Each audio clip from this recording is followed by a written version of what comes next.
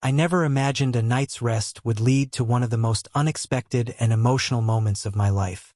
It started after a long day at work, the kind that weighs heavy on your body, leaving every muscle sore and every thought sluggish. I got home late, too tired to even think about making dinner.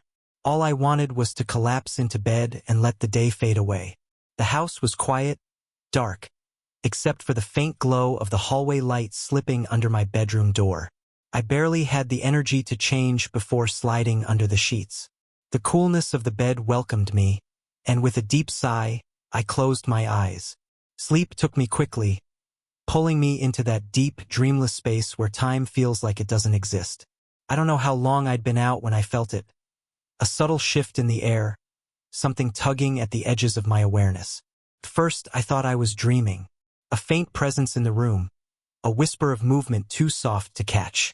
Then came the sound, the quiet creak of my bedroom door opening. A moment later, the mattress dipped slightly beside me. Someone had sat down. Through my haze of half-sleep, I felt a warm, gentle hand on my arm. My mind swirled with confusion, but there was no fear, just a strange, quiet tension I couldn't explain. Slowly, I opened my eyes. Sitting on the edge of my bed was Ethan, my nephew. His face was partially in shadow, but his expression was calm, almost guarded. His hand rested lightly on my shoulder. "What's going on?" I whispered, my voice thick with sleep. "I didn't mean to wake you," he said softly. "I just couldn't sleep."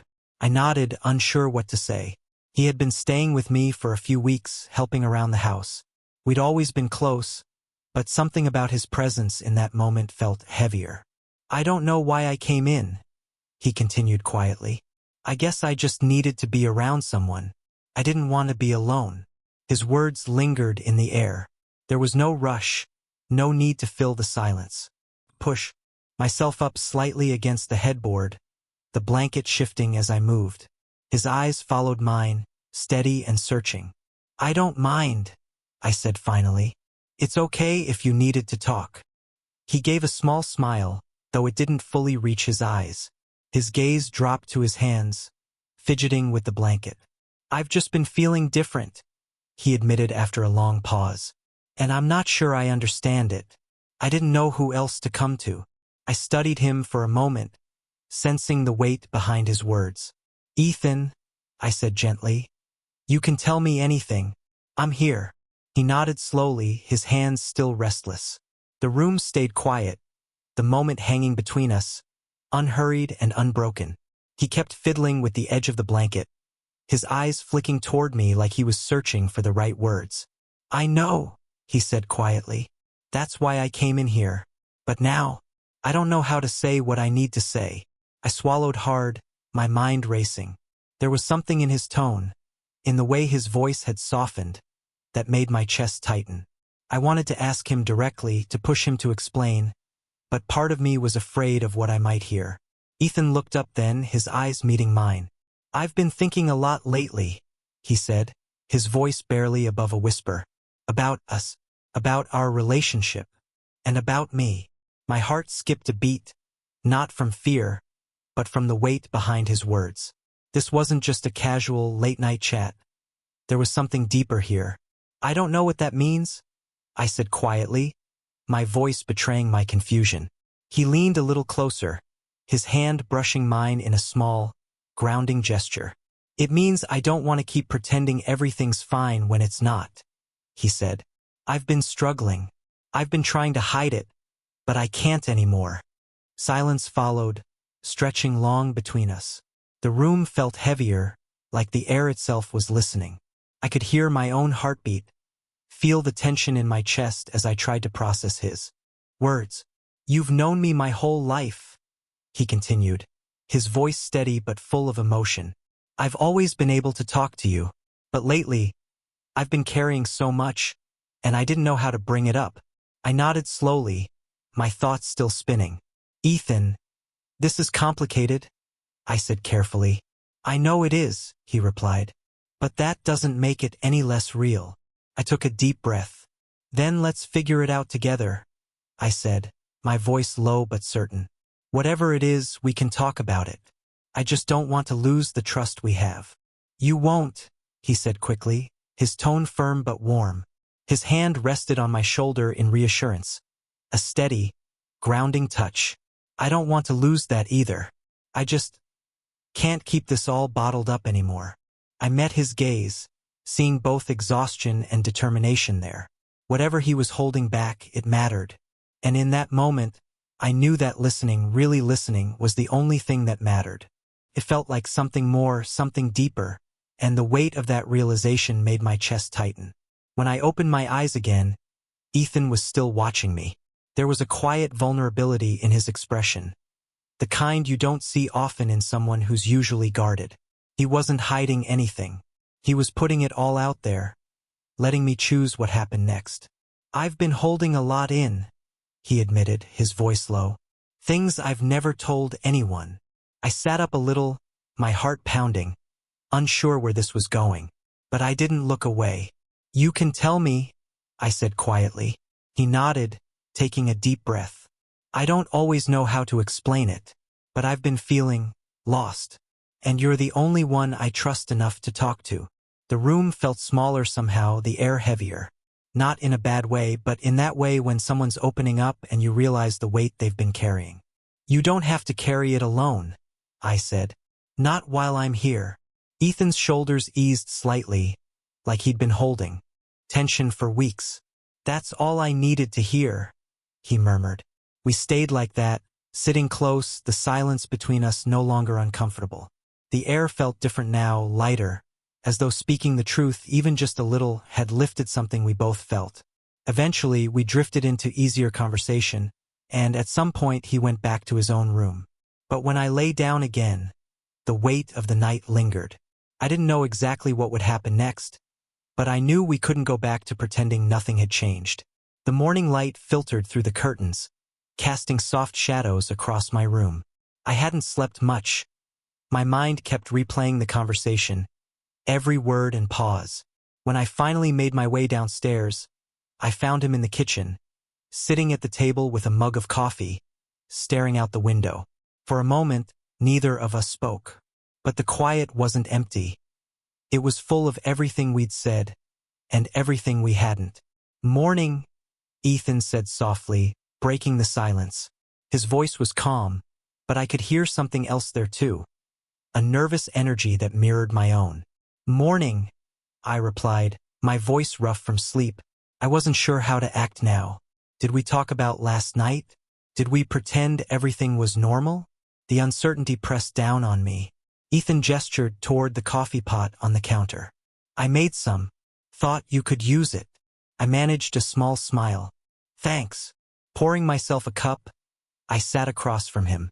The air felt heavier than usual, but I could see he was trying to keep it light, to make the morning feel ordinary. Still, we both knew it wasn't. After a few moments of quiet sipping, Ethan cleared his throat. About last night. My heart skipped at the words. I braced myself. I don't want you to feel uncomfortable, he continued. I meant what I said, but I'm not expecting anything. I just needed to be honest. I trust you more than anyone. His openness eased something in me. I appreciate that, I said, quietly. I'm still processing everything, but I don't want to lose what we have. You won't, he said firmly. Whatever happens, we'll figure it out together.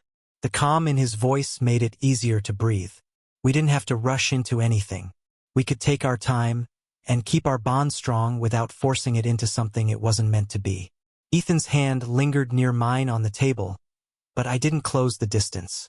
Instead, I smiled, grateful for his patience and his understanding.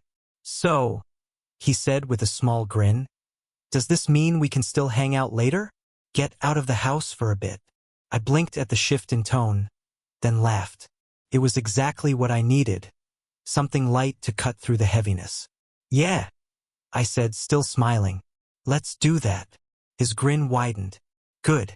I'm looking forward to it. For the first time since waking up, the tension lifted. Maybe we didn't have all the answers yet, but we had the one thing that mattered most, trust. My chest tightened with emotion as I looked at him, realizing this was the start of something neither of us had expected. Yet somehow, it felt right. We didn't have to rush. We didn't need all the answers. All we had to do was be here together, taking one step at a time.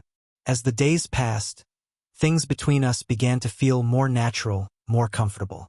We fell into an easy rhythm. The tension that once pressed heavily between us had softened into something quieter, more intimate. Ethan and I spent more time together, talking, laughing, sharing meals, and every now and then, there'd be a soft touch, a lingering glance, the brush of our hands that sent a quick jolt through me. But we didn't push it. We kept it slow, letting each moment unfold on its own. There was no urgency, no pressure to force something before we were ready. And in that slow, steady unfolding of whatever was growing between us, I found a peace I hadn't expected. One evening, we were sitting on the porch as the sun dipped low, washing the world in warm golden light. Ethan reached over and took my hand, his fingers slipping between mine. I looked at him, my heart swelling with the quiet intensity of the moment. "We're doing this, aren't we?" I asked softly, almost afraid to break the stillness. Ethan smiled, his eyes holding a depth I couldn't name. "Yeah," he said gently. "We are." For the first time, I felt certain that whatever this was, whatever came next, we would face it together. The days turned into weeks, and we settled into a new kind of normal. There was no rushing, no need to define things too soon. That freedom gave me a comfort I hadn't realized I needed. Our connection, once familiar in a different way, had shifted into something deeper, something we both understood but didn't try to force. Ethan had a way of making everything feel easy. His dates, as he called them, were simple. Walks through the park, late-night talks over a couple of beers, or just sitting in the living room watching old movies, sharing quiet moments. The unspoken thread between us only grew stronger, and slowly, we allowed ourselves to lean into it. One evening, sitting on the porch as the horizon faded into soft pinks and oranges, I realized how much had changed. We weren't the same people we had been before that night when Ethan had stepped into my room, confessing feelings neither of us fully understood back then. Now, with his hand resting lightly on mine, I felt a calm I hadn't known in years. "Remember when we used to come out here after dinner?" Ethan asked, breaking the comfortable silence. I smiled and nodded. "You were just a kid back then. You always had a million questions about the stars." Ethan laughed softly, giving my hand a squeeze. "I guess I've always been curious about things." There was something in the way he said it that made my heart skip. It reminded me how far we'd come, and how much more there was still to discover. As the light deepened and the air cooled, Ethan turned toward me, his expression serious but warm. "I've been thinking," he began quietly, "about us, and how this has been changing." My breath caught, the familiar rush of nerves and anticipation rising in me. "Yeah," he nodded, his eyes holding mine. "We said we'd take it slow, and we have. But I don't want to keep holding back. I don't want to pretend I don't already know how I feel about you." His words hung in the air, heavy with meaning. My heart pounded. For weeks, we had been moving carefully, giving ourselves time to adjust. But now, Ethan's words told me we were standing on the edge of something more. Ethan's words had brought everything to the surface, laying it bare between us. "I don't want to hold back either," I admitted, my voice trembling. "But it's still complicated." He smiled softly, but with a shadow of sadness. "I know it is, but it's also real. What we have, it's real. And I don't want to keep pretending it's not." I swallowed hard, my throat suddenly dry. He was right. We couldn't keep circling around this. The feelings were there, undeniable, and the connection between us had been building for so long. But saying it out loud, that was something I hadn't done. "I've never felt this way before," I whispered. "Not like this." Ethan's hand tightened around mine, his thumb brushing over my skin. "Me neither," he said softly. "But that's why it's worth it, right?" The sincerity in his voice, the quiet conviction in his eyes, made my chest ache. And for the first time, I felt ready to stop fighting it. "Yeah," I said, my heart pounding. "It is." Relief softened his expression, and before I could say another word, he leaned in. The kiss was slow, full of everything we hadn't said out loud. His hand came up to cradle my face, pulling me closer, and I let myself sink into him. No hesitation, no second guessing. The world outside faded until there was only him. When we finally pulled apart, breathless, he rested his forehead against mine, his hand still holding my face. "I love you," he whispered. The words hit me like a tidal wave. My heart skipped, and emotion rushed through me. It was the first time either of us had said it, but I'd known for a while. Hearing it from him made it feel even more real. "I love you too," I murmured, my voice unsteady. His smile deepened, warm and certain, and he kissed me again. Slower this time, as if savoring the truth we'd just spoken. The days that followed felt lighter, easier. No more tiptoeing around, no more wondering. We were together. That was all that mattered. We walked the fields, sat by the lake, talked for hours or didn't talk at all. The silence between us felt as full as the words. One evening, lying in bed with Ethan curled against me, his head on my chest, I found myself thinking about the future. I didn't know what it would bring, but I wasn't afraid anymore.